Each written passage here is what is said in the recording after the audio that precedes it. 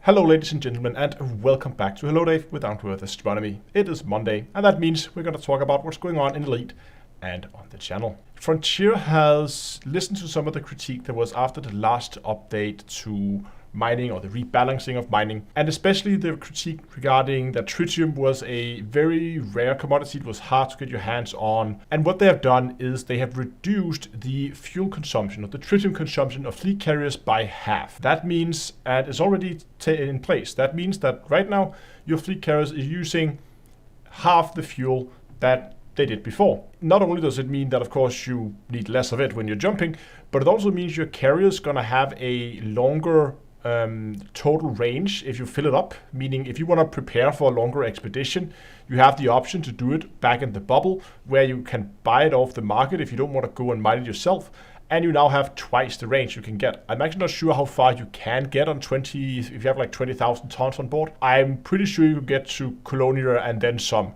I also think this is a pretty strong message from Frontier that they're not going to make any further changes to the balance of mining. There are still some critique regarding that mining is now completely useless. And to that, well, to be honest, income from mining, if you're doing it right, is about the same as it was in the days of Boran. Now that things are settling down, well, if we begin to look into mapped runs or stuff like that, well, then things begin to get very, very interesting.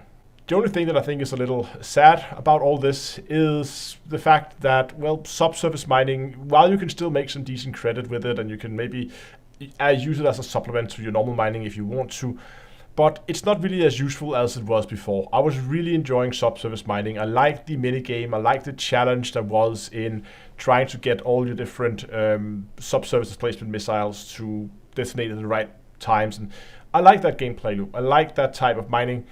Unfortunately, it seems that if you're going out for money, well, you would probably have to go and focus on laser mining. I'll do some tests now, more thorough tests now that mining has settled down a little bit, and see exactly how much money you can make.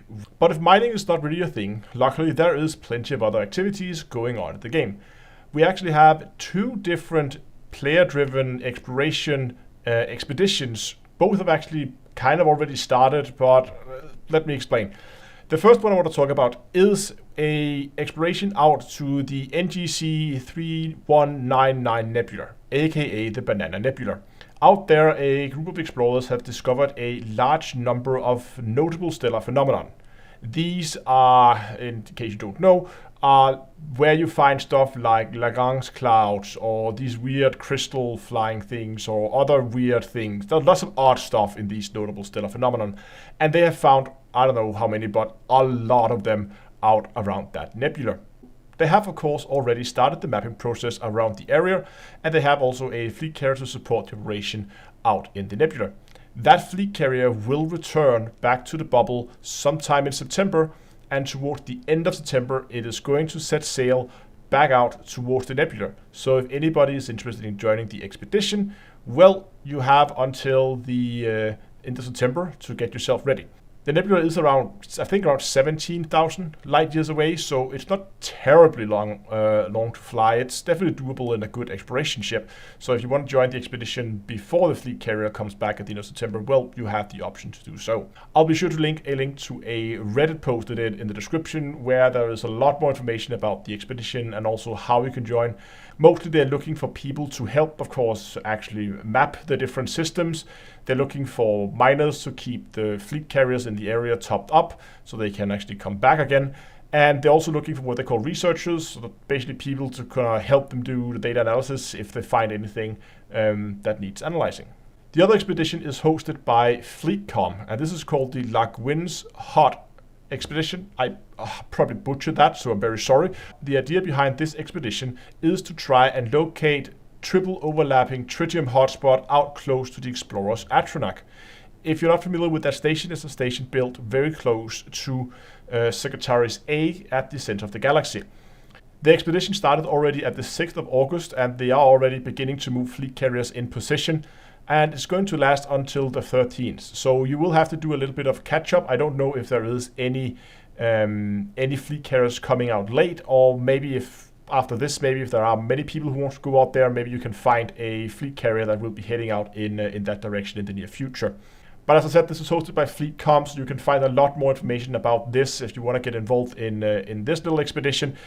You can find a link for their Discord in the video description. And these two expeditions actually fall in quite nicely. You have the Guin's Hot expedition that comes back 13th of September, so mid-September, and you have the Banana Nebular expedition that heads out at the end of September, meaning you just have time to just come back, rearm, refuel, restock before you head out again for the next expedition. So this should keep you entertained, at least for the next couple of months if you're into exploration. And finally, I want to talk about live streams, and I actually want to start to talk about next week's live stream. You see, from time to time, I've done these, I build your ships kind of live streams. This is live streams where you guys send me either already finished builds with a Coriolis link, or you send me ideas for a build you would like to try and build, but you don't know how to really approach it.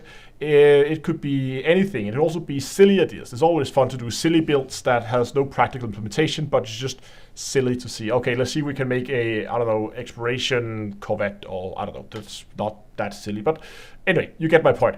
I'm going to do another one of those streams. So if you have either a existing build that you want me to try and optimize, then go ahead and send it to me in an email. My email is in the description. Or if you have an idea for a build, then also send that to me in an email, and I'll collect all this and I'll pick some of them out. Probably won't be able to do all of them, and we'll do that next week. So not tomorrow, but next week. If you're sending in a suggestion for a build, try to include as much information as possible about the idea. Is there any limitation in terms of how much money you can spend, like price range? What about unlockable modules and ships, engineering with or without engineering? Like, give as much more information you post, the more likely it is I'm going to pick it. And for tomorrow's live stream, I'm going to go back to a project that I've been keep redoing over and over again, and every time I did it, it's been unsuccessful. You see, for the last many years now, I've been flying around in the Cameraconda, which is my Anaconda, designed to basically ferry me around the bubble, and that has everything I need for shooting video. And I'm tired of flying the Anaconda. I want something smaller, I want something lighter. So I have, on previous occasion, I've tried to make alternative builds, but I always ended up with the Anaconda just being the best option. But I'm gonna give it another go, and I'm determined this time to find something, because I'm frankly getting a little tired of flying around that ship. I want something else, something that is more fun, more maneuverable, more agile. Exactly what it's going to be, I don't know, but we're going to talk about that on the live stream tomorrow, because of course I do have some rather special requirements for the ship so that it has what I need for all the video stuff I do. And I'm going to start that process tomorrow during the live stream, so I hope you will tune in, and I hope I will see you there. That's going to be it for today. Thanks so much for watching. I hope you enjoyed this video. If you did, subscribe, and until next time, I will see you guys in space.